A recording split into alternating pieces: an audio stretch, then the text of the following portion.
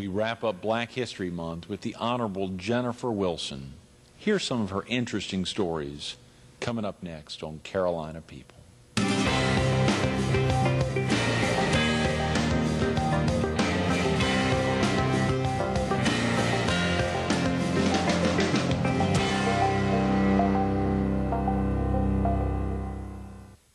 Good morning. Welcome to Carolina People. This morning with the Myrtle Beach Herald. We're focused on Black History Month, and we're wrapping up the month with Chief Judge Jennifer Wilson. Good morning, Jennifer. Good morning, Greg. How are you? I'm great. Thanks so much for coming in. I can't say there's many weeks where we start a week with somebody and then end the week with the person's spouse, but this is an exciting week. We're looking forward to getting your husband in on Friday. Well, good. He's looking forward to being here, and I'm glad to be here as well. You know, it's fascinating. Of course, tomorrow, I guess today's the last day of Black History Month, and you know, when you were with us in this month, earlier in the month, the day before the Heart Ball, we were focused on, obviously, an amazing event. Maybe you could share with viewers a little about how the Heart Ball turned out. You were one of the co-chairs this year. Well, we had a very successful event on February the 5th. We had over 940 people there. It was a black tie event. We raised over $300,000. So it was very, very successful. Everybody had a good time, and we met our goals. $300,000. The goal was $285,000. So y'all not only met but surpassed the goal. We surpassed our goal. Yes, and of course, the Heart Association is very, very important organization, and I'm willing to spend my time doing work for the Heart Association because I feel very strongly about the risk of heart disease in Americans, and especially African Americans. That is a real cardiovascular diseases and strokes are more prevalent with African Americans? Oh, absolutely, absolutely. I've been suffering from high blood pressure for over 10 years. I'm on medication, and all of my siblings are on high blood pressure medicine as well. And as an African American woman, I'm 3 times more likely to suffer from a heart attack or stroke than you are. So is that right? Oh, absolutely, yes. So I believe it's important for everyone to, you know, learn about the risk involved, and especially having children. I want to make sure that we try to raise them in a more healthy environment and minimize the risk, because it's, you know, it's a family thing. Jennifer, have they been able to figure out why the rates are so much higher in African American women? Well, in all my reading, it appears that just because of our lifestyle and the stress and genetics, it appears from what I've been able to ascertain that there is definitely a difference in our makeup, and we're most susceptible to it. So it's very important that, you know, we take care of ourselves and exercise and eat right. Right. That's fascinating. For viewers who may not have caught you on February 4th when you were with us earlier this month, golly, that's like 3.5 weeks ago. Right. It was the day before the Heart Ball, so I remember it because it was such a flurry for both of us, thinking we can be, or so many of the volunteers, we can be at the Marriott, we can be picking up auction items or doing everything else. You grew up in the Palmetto State, but not here in Horry. Where are you from? I grew up in Walterboro, South Carolina, which is a small town south of Charleston. It's right off of 95, and with 4 brothers and my twin sister. Like I said, it's a very small town, and I grew up in the 50s and 60s there, which was, of course, during a time of complete segregation in Walterboro. Complete segregation. Oh, absolutely. And I feel, you know, and one of the reasons I'm here today, because of Black History Month, I just think that it's important for everybody to learn about different cultures, but especially the history of African Americans and the struggles that we've had, not because we're more important than anybody else or any other race of people, but I just feel that a lot of our history has been left out of the history books, and so fortunately this month gives us an opportunity to, you know, recognize the contributions of African Americans, as well as, you know, reiterate and make sure that people don't forget the struggles that we've lived through to get to where we are today.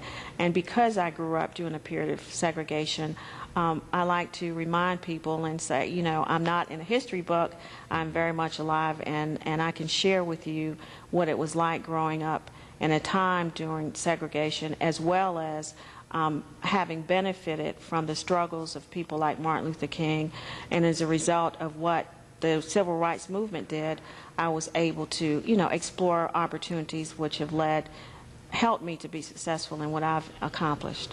What are some of the things that really stand out in your mind from your childhood? And again, we've got, I mean, you know, even though we may have talked a little bit about this in earlier part of the month, it's our focus then was the hardball, and Sure. We didn't get to touch on much of that. That's why it's thrilling to get you in today. What are some of those real prevalent memories?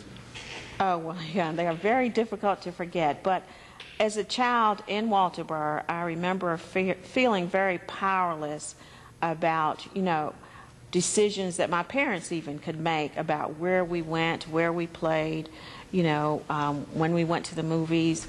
The black children were allowed to go to the movies on Saturday afternoon and Sunday night, and we had to sit upstairs in the movie theater, and the white kids sat downstairs. We had to go through a separate door. We weren't allowed to mingle at all. You know, we had a separate place to buy our refreshments from. And I also remember very vividly the hospital. We had one little hospital being very segregated, to the point where my mother was in the hospital one day for a week, and she didn't even have a room. She was out in the hallway. No. And as a child, you know, the humiliation of that didn't really hit me because that was all I knew. Yeah. But after I grew up and I thought about that, to have to be in a hallway with people constantly walking by you, and you're sick, and you're there to get well and to heal, how degrading and how humiliating. But I do remember that, as well as going to the dentist's office and walking in the back of the building, where the trees and the leaves and the bushes had grown up. You had to go through the bushes. I mean, I can feel them now. And there's a back door, and I had to go through the back door, and we had separate waiting rooms. I remember all those things. But one of the most vivid memories I have is of downtown Main Street in Walterboro. There was a drugstore. It was called Hyatt's Pharmacy. And they had a fountain there, and the white kids would go there after school. You know, that's where they met, and they would get hamburgers and sodas and milkshakes, and we would just walk by there. We weren't allowed to go in there. And you know, I wanted to go in there so desperately. And after integration, that's when integration started. That's one of the first things I did. Right. Was I went to Hyatt's Pharmacy. But it was as a child, it was very, very humiliating. And you recognized the humiliation then, or? Oh yeah, yes. Oh you yes. Definitely did. Because being different, and I would ask my parents, well, why do we have to do this, or why does it have to be this way? And they said, well, we have to live this way. If you don't, you know, you can go to jail, or we could get thrown in jail if we try to go in Hyatt's Pharmacy, or if we try to go where we're not allowed. And that's what would happen? It would absolutely. Actually be jail time? Oh, absolutely. Yes. I mean, it just seems so crazy. I mean, oh, but yes, it would be. And I remember my brothers, who were older than I, coming from the movies and running in the house out of breath because the Ku Klux Klan had been running through downtown on their horses and their white, capes or whatever they wore. And my brothers were running from them. This is and in I the remember late 50s, early 60s, right. Not to date you. Oh, no, I don't mind. I'm proud. I was born in 1955, so okay.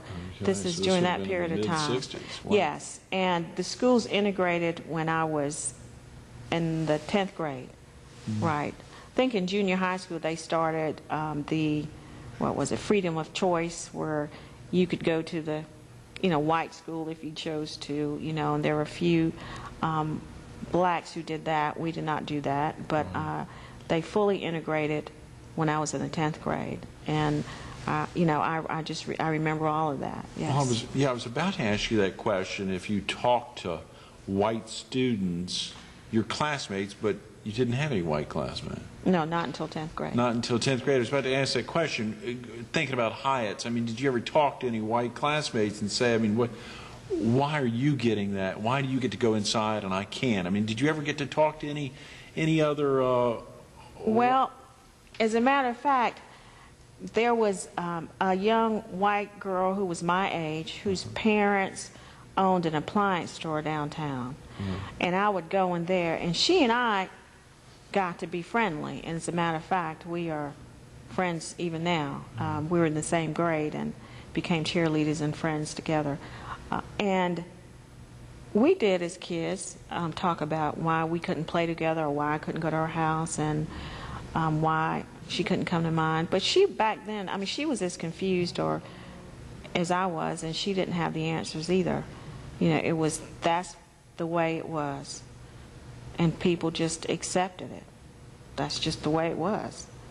And it was an awful time, but even then, you know, I knew that things had to change, and they did, fortunately. You know, you think about, for a parent, the difficulty of those early questions about, you know, where do babies come from, Right. stars and other things, Right. but and the difficulty for parents having to answer those questions. But then to think about, why can't I go into Hyatt's, or why can't I go over to her house? And to think about for your parents answering, and then of course for your friend then, a white friend, Right. asking her parents assumably the same questions. I wonder what her parents would have answered. Or the same thing as your parents, it's just the way it is? Probably. Don't worry about it, honey. Right. Yes. Yeah, Jennifer, it's incredible. But I guess it's not. Because, I mean, it's incredible for me as a 34-year-old. For your daughters is 8 and 9, or around that 7 age. and 8, right. And probably even for Ralph's kids. I mean, you know, Yeah, kids that you're talking my to. stepchildren, yes. Right. No, For they Kia have and no Ralph idea. Jr. to talk Right. about it. Because in Conway, I guess, then there wouldn't have been as bad at our age, my Right, age. you're but, right. No, they didn't experience it. No, my stepchildren didn't experience that. But at your age, I mean, Yeah. to Ralph's age and your age, it'd be terrible. Do you think that prompted you to look, as we talked earlier before we started filming this morning, about looking at Spelman College and thinking about share with viewers about attending a school in Atlanta? Oh, sure. Again, as a child, I felt powerless, and I wanted to do something with my life that would enable me to make a difference. And fortunately, I felt back then that the only power I had was education. So I studied really hard, and I wanted to, I always wanted to be a lawyer, always, because it was the law that empowered me, and it was the law that segregated me. And so I was drawn to that. I didn't know any black lawyers, and it was, well, I guess in high school there was a lady across the street, and one of her children had come home and brought his wife, and she was a lawyer, and she was an African-American woman. And she had gone to Spelman. And I'd heard about Spelman College. I mean, that was the, they used to call Spelman and Morehouse, which is the male school where Martin Luther King went, the black Harvard and Radcliffe. Right. Yeah. But it had a great reputation, and again, it was something that would normally be out of my reach, but you know, I always reach for the stars. And I applied to Carolina, got in there first, no problem, and I got accepted into Spelman. But my parents said, well, you know, you can't go there, we don't have the money. And I applied for every scholarship and financial aid I could, and got a complete package. Wow, congratulations. Yes, so that's how I was able to do that. And Spelman, it's a great school, but having grown up in segregation and then gone to high school during the first years of integration, which was difficult in itself, there were questions in my mind about really who I was and where I was going. Because, you know, during integration there were issues such as which teachers or which black kids were going to get in the white classes, or, you know, the advanced classes. And I remember one of my white teachers saying, you know, we wanted to study black literature, and she said there's no such thing as black literature.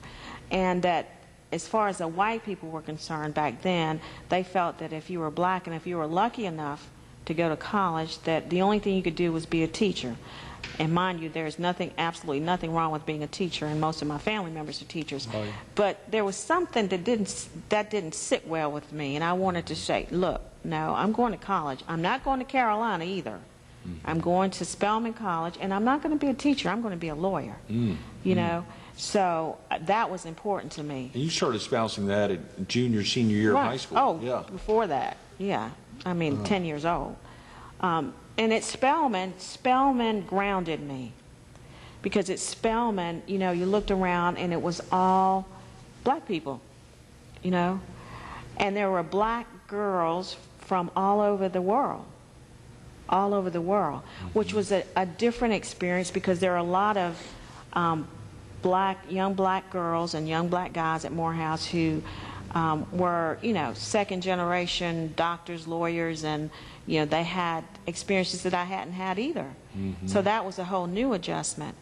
But nonetheless, at Spelman, I learned that I could compete with anybody, black, white, blue, green, that I could do anything, because they stressed that. We were taught that. You know, we were exposed to culture, we were exposed to history, and I made very good grades. And at Spelman is part of the Atlanta University Center, where the Spelman, Morehouse, Clark University, right. And so we could take classes at any of those colleges, and most of the pre-law classes were taught at Morehouse. But you know, when it was time for law school, my professor at Morehouse didn't want me to go to Rutgers. He said, you know, you're Harvard material. You know, he thought that was, I was settling because I wanted to go to Rutgers, which, you know, just shows that, I mean, people really inspired, and that people were behind you. And it was, I could go weeks or a month without seeing a white person, you know. So that was a different kind of experience, but it was a very empowering, you know, experience. Is that something you'd recommend for your girls now? Oh, absolutely. Absolutely. Absolutely. Yeah, because it seems like, I mean, it seems potentially a little difficult, I mean, just in my mind to work through, only because of that, if there's a desire to integrate and to keep, to recognize that you can compete, all races can compete, to then be in a setting where there's only one race and competing. Right. I know, and you mentioned that you figured out, the professors made clear that you could compete with anyone. Right. And of course, that desire for a professor you to go to Harvard or Rutgers or anywhere right. meant that you could compete with anyone, or right. could be on the same level, if not even, you know, doing better than exactly. students of all colors. But that idea of being in only one racial setting potentially is potentially difficult for me, but maybe sure. not. I mean, you know, well, I didn't mean to interrupt you, but Hannah and Rachel, my daughters, we were talking about that the other night, because we were talking about Martin Luther King Jr. Right. And of course they've been studying him in school. Oh, yeah. And I was explaining to them that, you know, that his son Martin III, who we call Marty, was at Morehouse when I was at Spelman. Wow, yeah. And you know, and we were talking about college and Spelman. I told them I wanted them to look at Spelman. I'm not going to force them to go anywhere. And I told them about, you know, that it was all black people, and they were like, Mommy, you went to school and there were just black people. Why'd you do that? You know, we started talking about segregation. I told them that I had went to the movie theater. I sat upstairs, and Rachel said, well, Mommy, that was the best place to sit, because if you sat upstairs, you could see. I mean, they still, you know, you could see better. Didn't understand, and they have no concept of that. Yeah, sure. But what I want to teach them is that, again, there are great schools in this country, but I personally feel that having gone to a predominantly black college right. Helped instill in me my confidence and the attention I needed from my professors. It's a small school, and you know that may not be right for everybody. And Spelman doesn't, you know, they don't discriminate, you know, and but. Sure. That may be, you know, that is an opportunity that for my girls, hopefully, if they choose to do that, that will hopefully be available to them.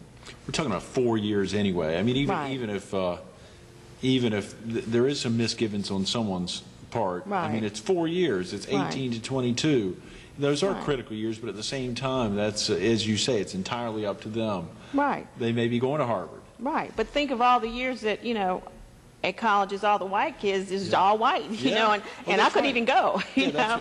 I mean, you know, I couldn't go anywhere but to, you know, Spelman or Tuskegee or Howard, you know. Right.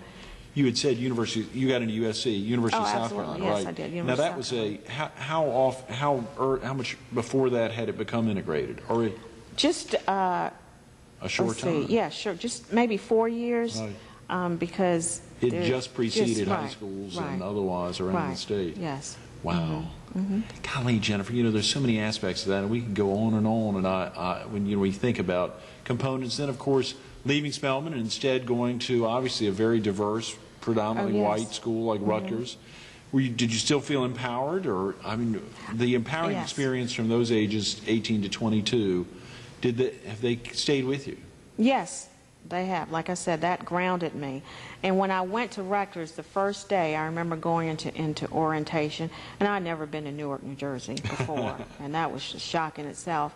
But I remember going into orientation and looking around, and not only did I see white faces, but I saw Cuban faces, Puerto Rican faces, Asian faces, all cultures. So that was another experience for me. And I also, again, saw, I was around groups of people who, well, my daddy is a judge, or my daddy is on this board, and my daddy or my mom, So that was sort of, intimidating for a while. But then once I got in there and I realized that, I'm here just like the rest of them. Right. And so we're all on equal footing, and we can compete, all of us can. And then that turned out to be another beneficial experience. So I've been fortunate that I've had the experiences of both, as far as my education is concerned.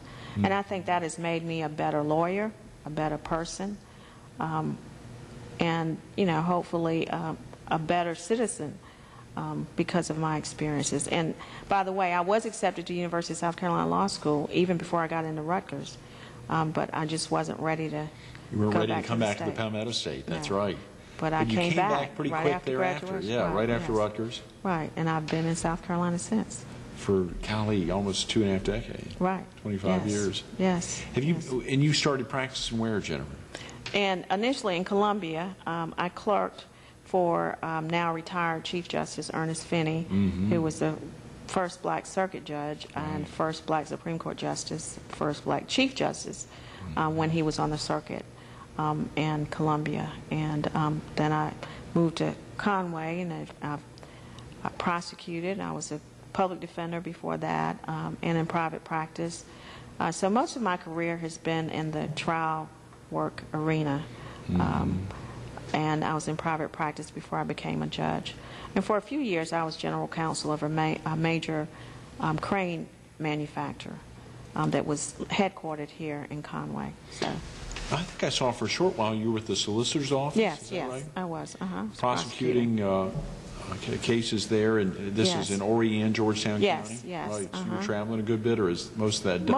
Mostly in Horry County. Okay, I right. did some work in Georgetown. I was chief drug prosecutor for both counties, actually. Wow. So I prosecuted a lot of drug cases, but also other violent crimes, which is also a good experience. So that's the thing about being a lawyer, that you're not tied to one particular job, and I've experienced all facets of the law during my career, which has been very fulfilling. And I think each experience I've had has contributed to the next one, and so I've been fortunate. Are you and Ralph able to leave the law in the office or at the courtroom for you? Yes, for the most part, but Ralph is my mentor, and he's very, very smart, and he's one of the best lawyers that I know, and a great trial lawyer. So I've learned a lot from him. And if I have a question, even if I'm on the bench, sometimes I'll take a break, and he's the person I'll call to answer that question. But he's very knowledgeable, and we discuss his cases, and we help each other. So we don't let it interfere with our marriage, but I think that's a plus, that we share careers and we can have intellectual discussions about the law. I wonder what would have happened had you not become an attorney, Jennifer. Having thought about doing that from an early age, having recognized that as an empowering aspect, but as you said, recognizing it was the law that kept you down, and it was the law that would enable you to break free. What about some of the other folks that stayed in Walterboro? Oh, that's interesting, but you asked if I've ever considered anything else Yeah. first. No, I can't imagine any other career, any other job. But it's interestingly enough, the people that I grew up with in Walterboro have all left. There are very few people that stayed there. Most of us went away to school and have become professionals, and I'm talking about the black. Now, the majority of the white kids that I went to school with have stayed there. But my friend Ann Moreland is her name, who we were friends, whose dad owned the store. She went to Wake Forest undergrad and ended up moving to California, and she got her PhD, and she's in education and married and 2 children. And we went back to Ann and her husband and my sister. I have a twin. We went back to our 25th class reunion at the high school, and I have to tell you this, I don't know how much time we have, but when I was growing up, there was a white country club, and we integrated the schools. All the white kids were going to the the Thanksgiving dance and the Christmas dance, and at the country club. And of course, I couldn't go even after integration. We couldn't go. We weren't allowed there. Well, interestingly enough, when I went back for my 25th class reunion, our reunion was at the white country club, and all of my life, I'd envisioned this huge, monstrous building on the lake with, all the amenities, and it was a log cabin. Oh my! It was a log cabin, and it was just an incredible feeling. So all this time, this was the place where I couldn't go. This is the place where we weren't allowed, and here we are, 25 years later. And this is the place. This is where we're having our class reunion. And even then, Ann Moreland, my friend, was the only white person from my class to go to that class reunion. Wow. Jennifer, thanks so much for being with us this morning. Sorry we've run out of time. We'll have to get you back. It's like 20. Oh, I'll be glad to. We'll Anytime. definitely do that. Looking forward to seeing Ralph at the end of the week. Sure. Stay tuned to more Carolina People with Chief Judge Jennifer Wilson coming up next.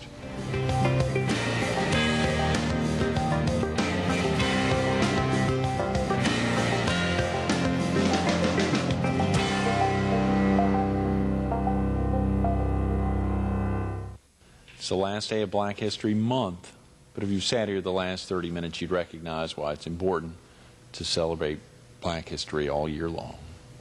Jennifer Wilson, thanks for being with us.